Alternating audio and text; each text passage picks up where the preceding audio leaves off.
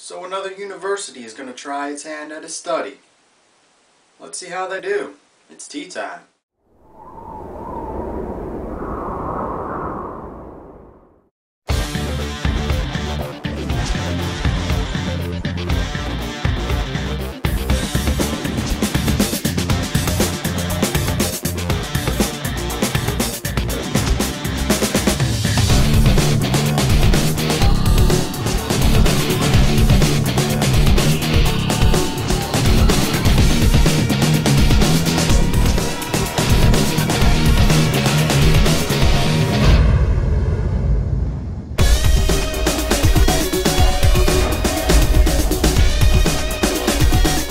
The biggest issue that I have with these kinds of studies is they usually don't even involve a study of an actual child. It's usually a person between 18 to 25 years old, sometimes even all the way up to 28 years old.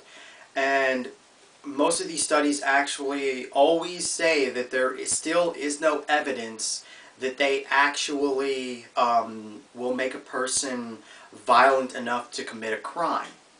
So that's why, for example, every time Mr. Jack Thompson would bring these kind of studies up, they would just be dismissed because there's no functional or factual proof to back up the claim of the university. All they have is basically what you could say mild hearsay or weak evidence at best.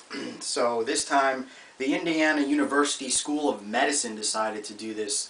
And they used a functional magnetic resonance imaging, if I even probably didn't say that correctly.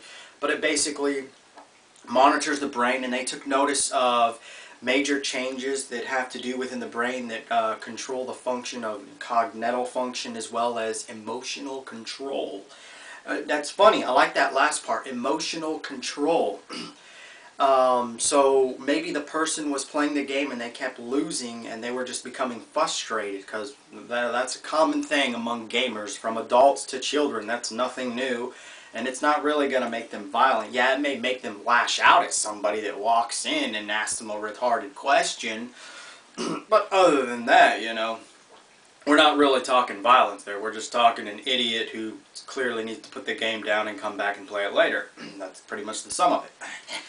So, apparently they believe that these changes are actually permanent. In fact, they actually believe that they actually see something like the internet, which they refer to as pathological internet misuse, which is basically an addiction to internet games or the internet in general. They ultimately feel that there's something like that could come about with video games, which I thought that was already the case. I mean, there's all kinds of cases out there.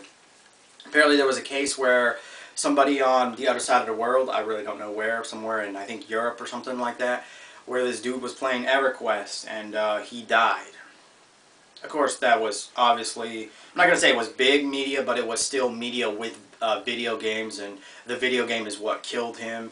I mean, yeah, I'll be the first to admit that video games can be very addictive, but that doesn't ultimately mean that, you know, they need to be banned or other retarded stuff. It's just, you know, parents really need to monitor.